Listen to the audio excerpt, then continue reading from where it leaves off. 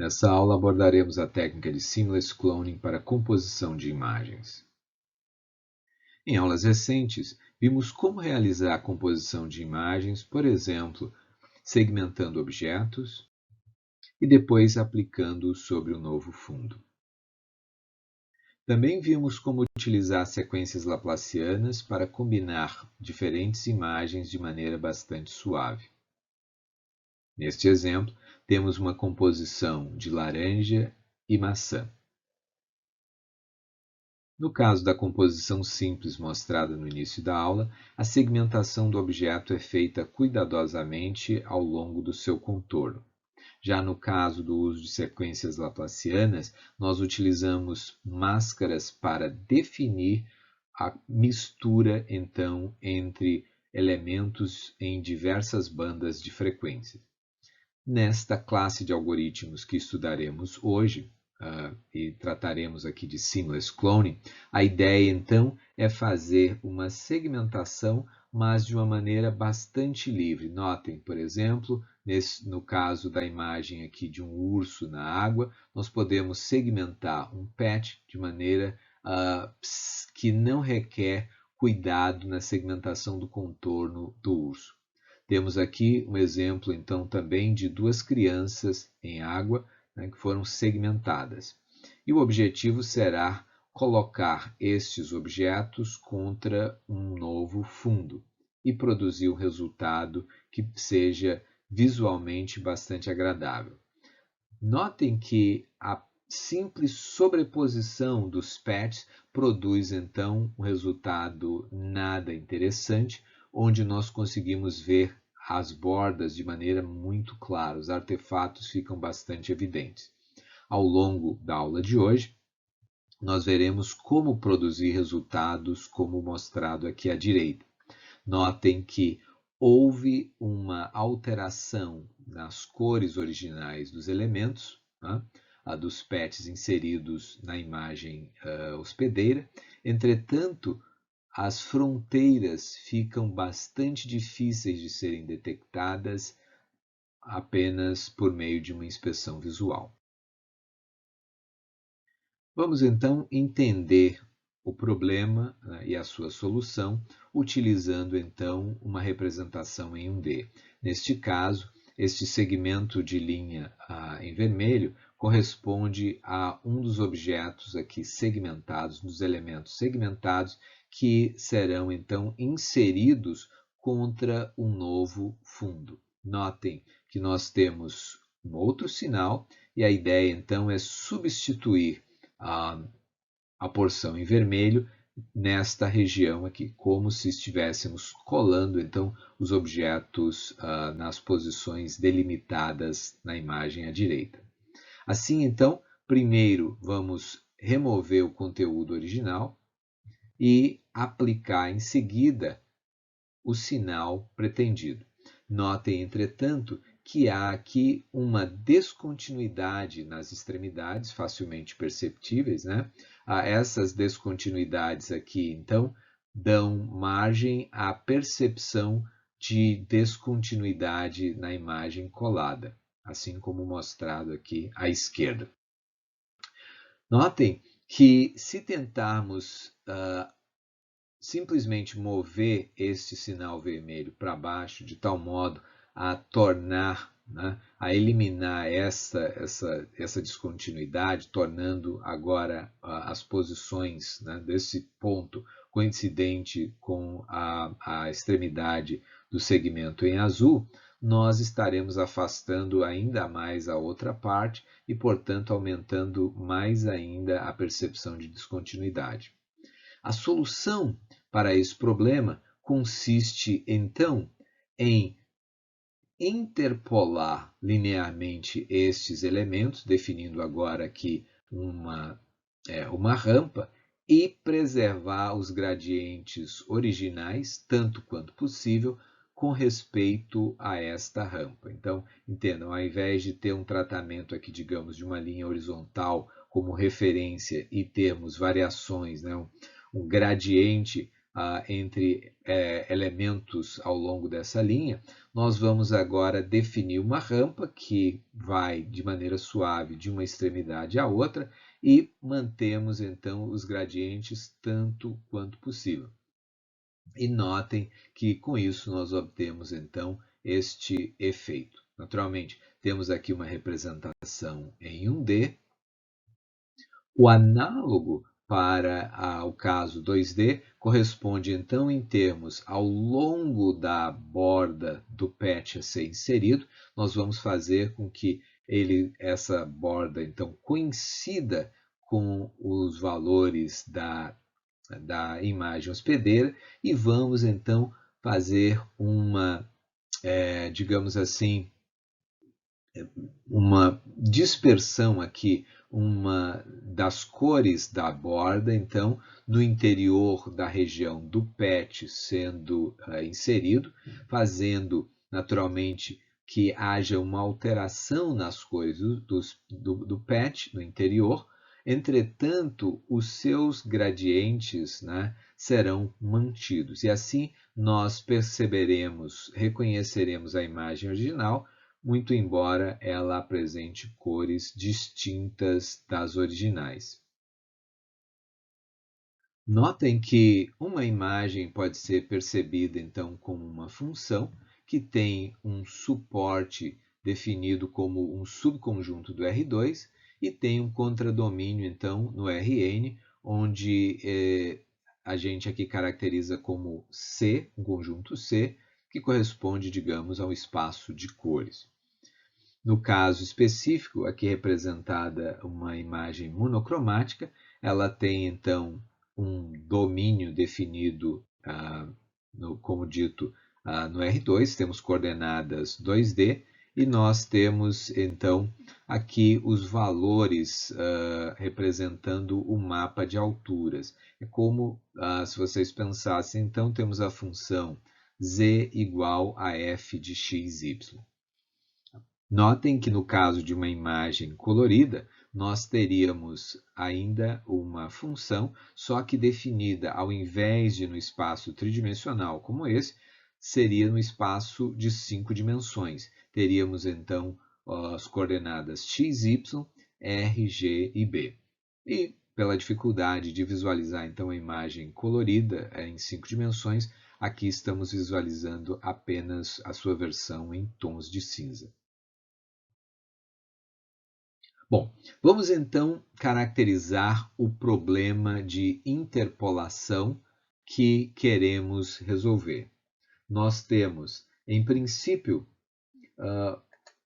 o suporte que representa a imagem hospedeira, aqui representado então por uma função que estamos chamando de f estrela, f asterisco, e temos uma porção, um patch, que corresponde então à imagem que queremos inserir e torná-la integrada de maneira bastante natural ao contexto da imagem f estrela. Nós vamos definir aqui também uma borda, um contorno para a imagem f que está sendo inserida. Bem, notem que na imagem resultante, para o resultado que nós pretendemos produzir, o contexto aqui chamado de S, ou os elementos de F estrela, são conhecidos, né? As cores desses pixels não serão alteradas. Já para o conteúdo na região aqui, que é apresentada como desconhecida, e é assim chamada, porque naturalmente nós vamos precisar alterar as cores desses pixels para que a transição seja suave, para que nós não percebamos então descontinuidades. E assim nós vamos ainda definir uma fronteira que é compartilhada tanto por S ou por F estrela e por F, de tal modo que a partir desta fronteira as cores serão propagadas para o interior da região desconhecida de maneira bastante suave. Notem que, neste caso, a região aqui F estrela, ou S, aqui mostrada, corresponde às porções de água, né, que não contém o urso nem as crianças. Tá? E já a região desconhecida corresponderá, ou ômega, né, corresponderá então aos PETs contendo as crianças e também o PET contendo o urso. Cada um desses corresponderia a um PET, a uma região desconhecida, e que o nosso objetivo é então encontrar novos valores de pixels para esses elementos que nos permitam então uma integração bastante natural com a imagem de fundo. Quando nós observamos uma imagem, notem que nós percebemos, reconhecemos o seu conteúdo em função das variações de shading entre os pixels vizinhos, né? Por exemplo, se nós considerarmos aqui uma região como essa, que contém basicamente informação constante, naturalmente aqui não é exatamente constante, mas informações de baixíssimas frequências, nós vemos muito pouca informação. Já nas regiões onde temos variações, nós conseguimos, então, o nosso sistema visual percebe uma grande quantidade de informação e nós conseguimos, então, reconhecer aquele conteúdo. E assim, nós estaremos, então, tratando os gradientes associados a cada pixel da imagem. Assim, dado um PET de uma imagem G, digamos, isso corresponde a um elemento que nós queremos copiar, neste caso, por exemplo, um PET de uma criança que nós queremos colar sobre a nova imagem de água, nós podemos imaginar então que para cada pixel dessa imagem G, nós podemos calcular o gradiente naquele ponto. O gradiente corresponde ao vetor que indica a direção de máxima variação. Ele tem, portanto, uma direção e uma magnitude.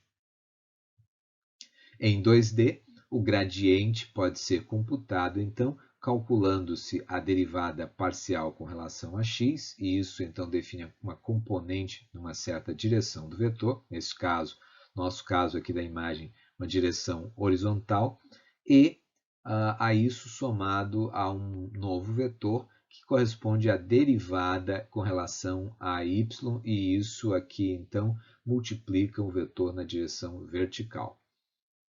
Então, para o caso 2D, nós temos o vetor gradiente definido, então, como duas componentes em cima dos vetores canônicos. Bem, nós podemos agora imaginar o seguinte: queremos mapear uma imagem qualquer, um conteúdo qualquer, sobre uma imagem de fundo, e para que esta imagem seja perceptível, reconhecível, seu conteúdo seja reconhecível, nós precisaremos então manter o campo de gradientes original daquele PET. Por exemplo, o campo de gradientes de um PET de uma das crianças, então, quando mapeada agora para o contexto da nova imagem de água. Né? Então, veja bem, nós queremos mapear e preservar o campo de gradientes, né? Mas nós também queremos que as cores sejam bastante suaves, a transição seja bastante suave para que não haja percepção de bordas. Então, nós vamos agora calcular, o nosso objetivo é calcular novos valores de f, de tal modo que nós preservemos os gradientes, mas ao mesmo tempo tenhamos então uma transição suave entre cores. Em outras palavras, nós vamos pegar os mesmos gradientes, mas vamos alterar as cores, ou pelo menos os mesmos gradientes, tanto quanto possível, né? E vamos alterar as cores partindo das cores da região da borda, que será preservada, né? E propagando essas cores para o interior desta região. Notem que nós podemos imaginar esse processo de minimização como, por exemplo, calculando, né, as derivadas desses elementos e igualando isso aí a zero. Nós teríamos, dado que já temos aqui um gradiente, nós teríamos então o Laplaciano menos o divergente, o Laplaciano de f menos o divergente de v, e do campo vetorial v, e fazendo isso igual a zero. Né? Bom, novamente, então, aqui é o Laplaciano, que é a divergência do gradiente, e este tipo de equação tem uma solução conhecida, né? A equação de Poisson.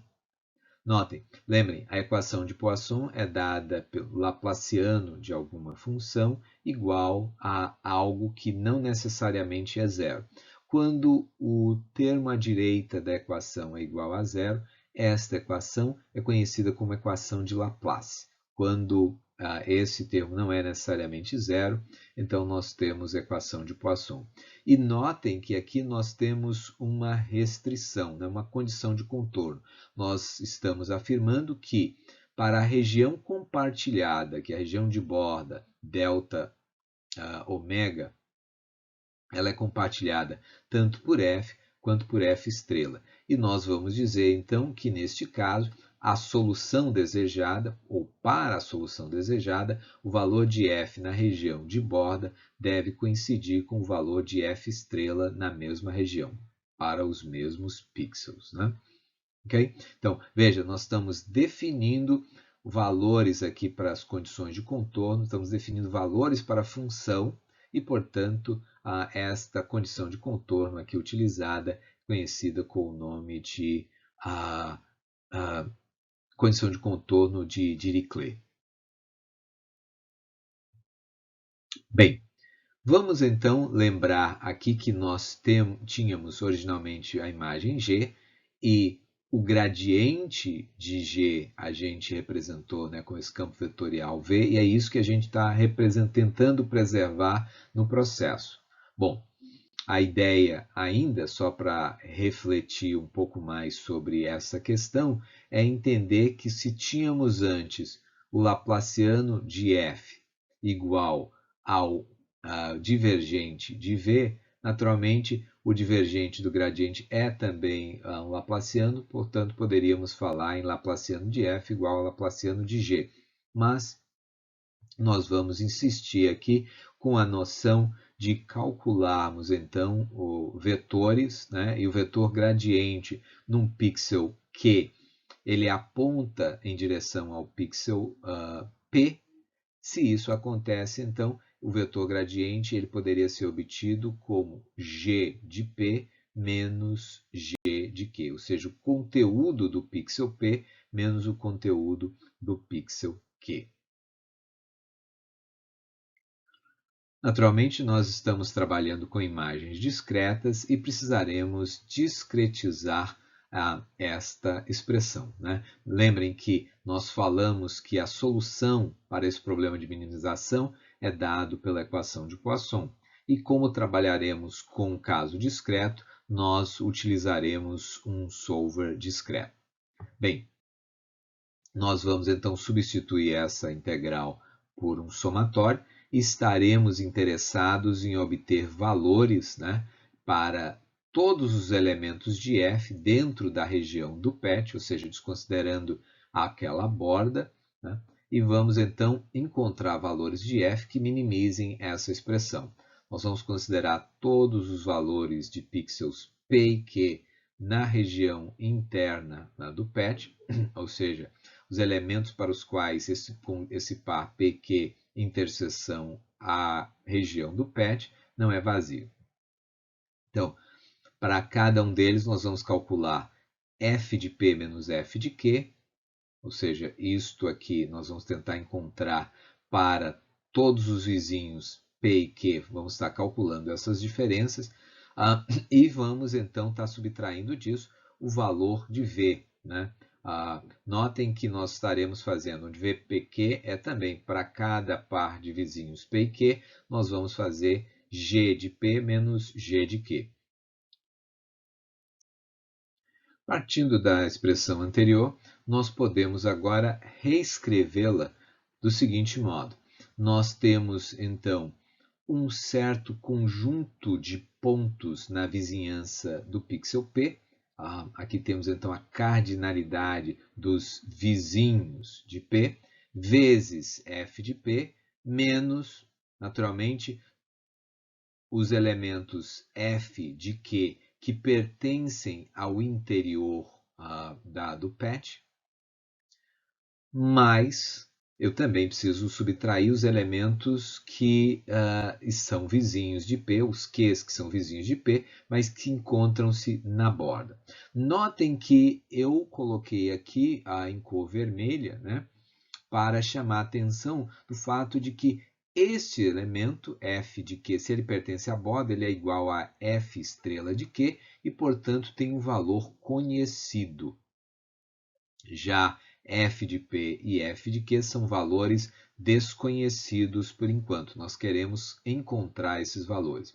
Assim como os valores de V, PQ, ou seja, a diferença entre a cor de G em P menos a cor de G em Q, no pixel Q, isso também é conhecido, porque vejam, isso corresponde a valores que vêm do patch que eu estou tentando inserir no novo fundo, né? Então, nós temos em preto aqui os elementos F que eu pretendo, portanto, encontrar os valores e tenho em cor, tanto vermelho quanto em azul, valores conhecidos. Nós podemos agora simplesmente levar os elementos coloridos para o lado direito da equação, tendo, portanto, à esquerda valores desconhecidos e à direita os valores conhecidos.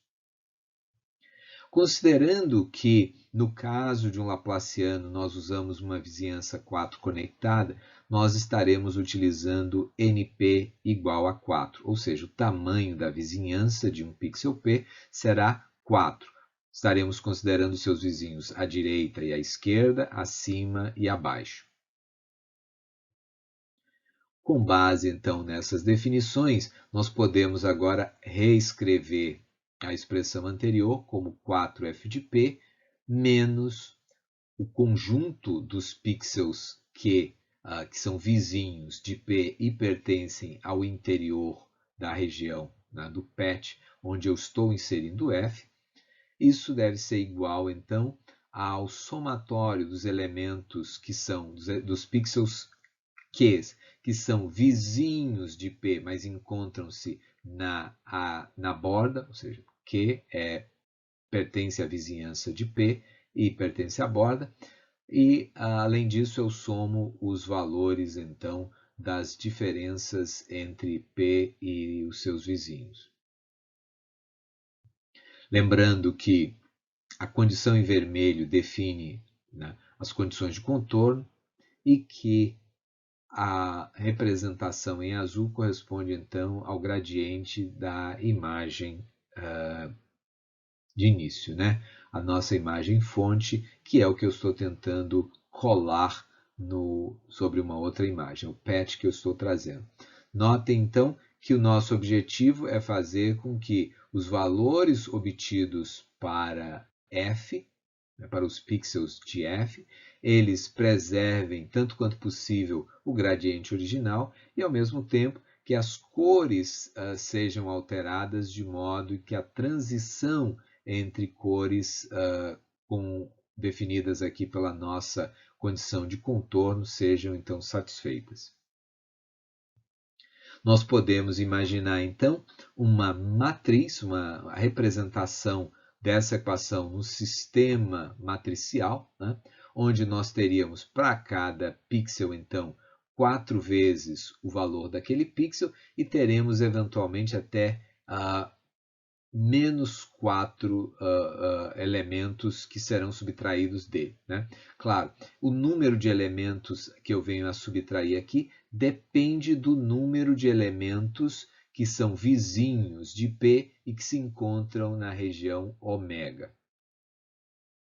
Então, naturalmente, o que nós vamos fazer aqui é tratar aquela porção, aquele patch, como um vetor, ou seja, nós vamos vetorizar, vamos linearizar aqueles elementos lá, colocar um pixel após o outro, definir uma ordem para percorrer aquela região do PET, obtendo então um vetor. E teremos naturalmente para cada pixel em questão o valor, digamos, 4 e menos 1 posicionados aqui nos elementos que correspondem aos seus pixels vizinhos. Notem que nesta representação nós colocamos aqui os valores de menos 1 de maneira muito bem comportadas, né, formando bandas, mas é possível que na construção de vocês o que venha a acontecer é que os pixels vizinhos acabem ficando com um espaçamento variado. O que eu preciso fazer é garantir que se um pixel Q é vizinho de um pixel P, eu vou colocar então o menos 1 na posição, na coluna correspondente a alcançá-lo quando nós fizermos então o produto aqui de linhas por este vetor coluna.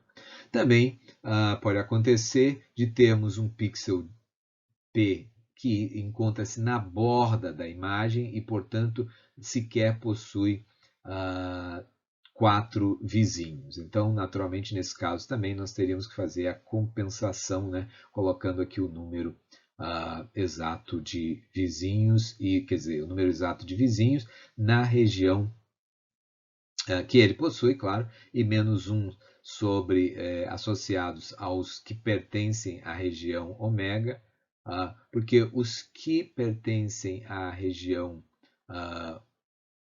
delta de ômega, eles aparecerão aqui. Vejam, trata-se então de valores conhecidos. O que nós estamos fazendo aqui agora, então, é acumulando para cada um deles a soma dos elementos f' de Q, associados a um determinado pixel P, assim como também a soma de Vp de Q. Notem que trata-se aqui, então, de um valor escalar. Nós vamos construir um vetor com essa representação e temos, então, aqui uma matriz com valores conhecidos, um vetor com valores conhecidos e aqui nós temos os valores que nós queremos encontrar. Vamos, então, resolver esse sistema linear e, com isso, obteremos os valores para todos os pixels do PET. Uma vez encontrados esses valores, nós vamos agora desfazer aquele mapeamento, né, que linearizou, que tornou aquele PET que tinha uma forma arbitrária em um vetor. Nós vamos agora desfazer esse mapeamento, atribuindo então as cores encontradas para os respectivos pixels no PET. Bem, nós vamos então utilizar para isso um solver discreto. Para o caso daquela condição bastante bem comportada, nós, de uma matriz esparsa com bandas, etc., nós temos formas muito eficientes de resolvê-las. O caso típico é termos então uma forma irregular de patch e, portanto, nós vamos precisar de um solver mais geral. Mas, de qualquer modo, a solução desse problema pode ser feita a taxas interativas, né? Nós podemos resolver isso assim rapidamente. Temos aqui, então, novamente o exemplo mostrado já anteriormente. Notem os elementos segmentados, uma vez posicionados, se apenas fizermos o clone, e ao aplicarmos o algoritmo descrito, nós obtemos o resultado como mostrado aqui à direita. Temos aqui mais um exemplo, neste caso, um PET definido sobre o rosto de uma pintura. Ele vem a ser colocado sobre o rosto, né, da Mona Lisa, e percebam então os traços são diferentes, os tons são diferentes. Após a aplicação do algoritmo, nós percebemos que os traços foram preservados. Notem a diferença entre os olhos aqui obtidos e o olhar original da Mona Lisa, assim também como no caso da boca e nariz.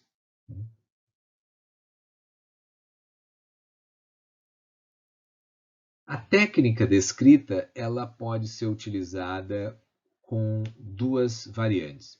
Uma delas consiste, então, em, ao invés de usar o gradiente da imagem G, ou seja, da imagem que eu estou transplantando, do PET que eu estou transplantando, usar a média dos gradientes entre as duas imagens, da imagem do PET que eu estou transplantando e do elemento que recebe, então, aquela imagem.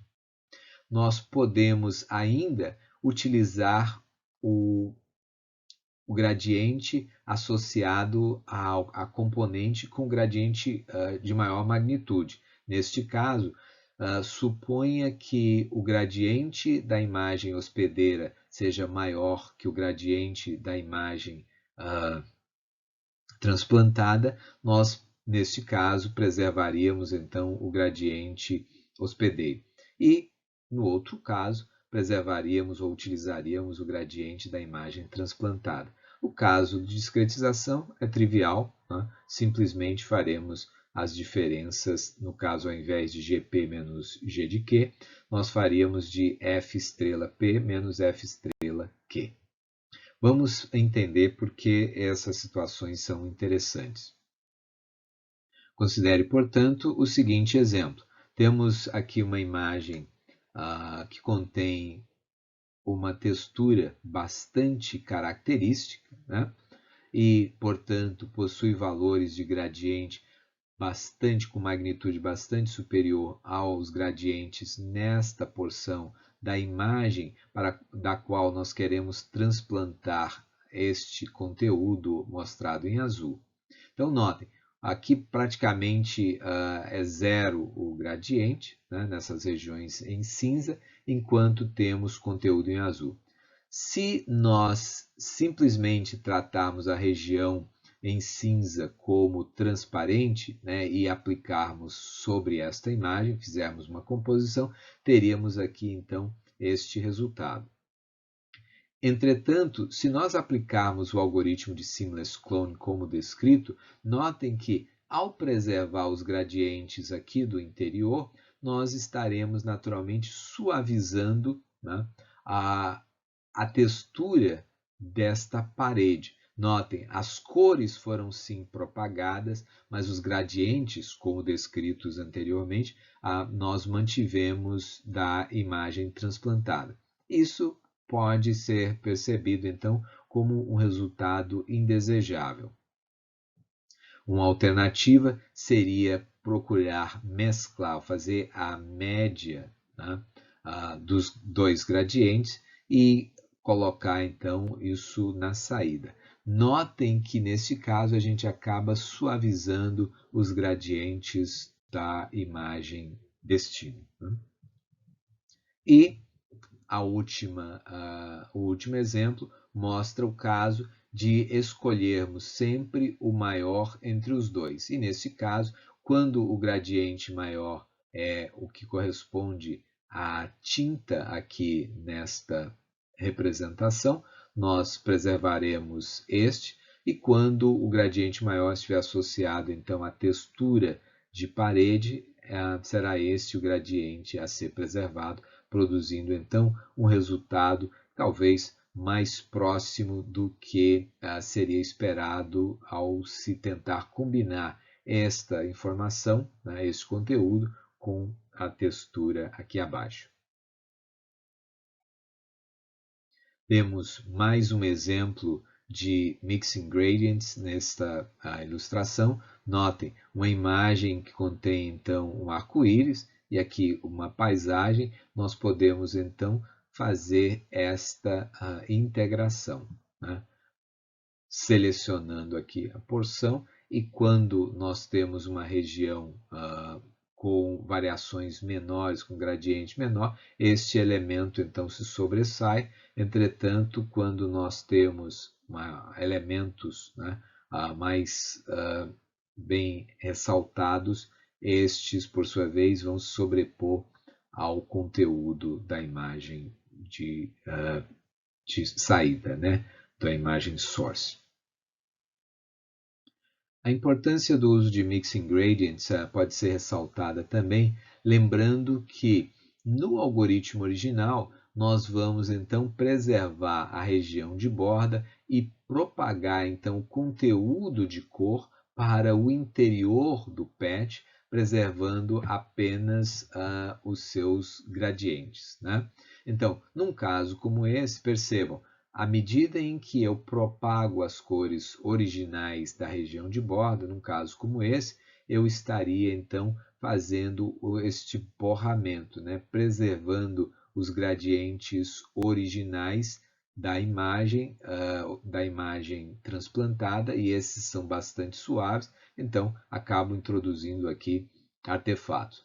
Ao preservar então os gradientes da região com maior magnitude, nós conseguimos evitar esse tipo de artefato, permitindo então uma composição mais apropriada. O algoritmo que acabamos de discutir, ou seja, Seamless Cloning, usando Poisson Image Editing, ele possui várias vantagens, vários pontos positivos. Por exemplo, ele é um algoritmo bastante geral, não precisa de ajuste de parâmetros e não requer uma segmentação precisa do contorno dos objetos a serem transplantados para uma outra imagem.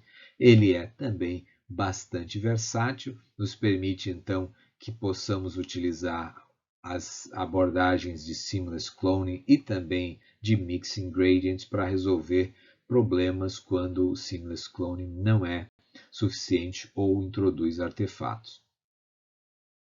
Ela possui, entretanto, algumas desvantagens. Por exemplo, o potencial de alterar a cor dos objetos transplantados, o que é difícil de controlar com a técnica. Além disso, é preciso ter algum cuidado no posicionamento dos PETs a serem transplantados para evitar, por exemplo, que eles cruzem regiões de alta frequência, assim como no caso da fumaça do avião e da montanha, no exemplo mostrado há pouco. Para aquele exemplo em particular, nós conseguimos então resolver o problema utilizando o Mixing Gradient, mas isso pode não ser sempre possível. Em resumo, nós apresentamos uma técnica para a realização de clonagem de patches sobre outras imagens, tentando produzir resultados que sejam perceptualmente bastante discretos. Nós apresentamos o princípio que consiste em preservar os gradientes da imagem ou do PET transplantado enquanto ajusta suas cores em função das cores da borda da imagem hospedeira. Apresentamos uma forma de implementação por meio da construção de um sistema linear e a sua resolução, e discutimos então algumas variações baseadas no uso de Mixed Gradients.